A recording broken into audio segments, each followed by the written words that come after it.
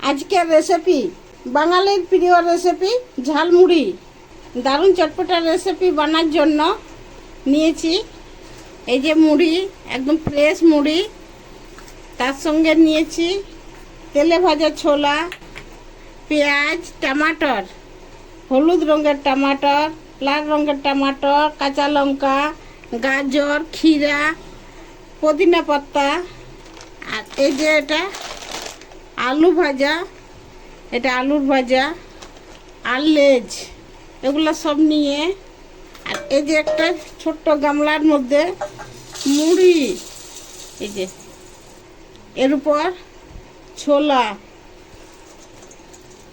এরপর পেঁয়াজ, কাঁচা লঙ্কা, লাল টমাটর, হলুদ টমাটর, গাজর সব কুচি করে আগে থেকে রেখেছি। একটু ক্ষীরা, পুদিনা পাতা, আলু ভুজিয়া, লেজ, এটাকে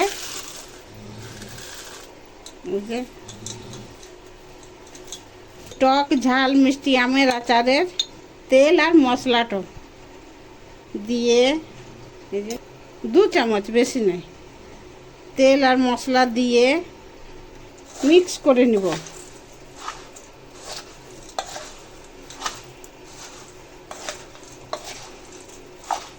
এটা বাঙালির প্রিয় রেসিপি, ঝালমুড়ি বলো বা মুড়ি মাখা, যেটাই বলবেন।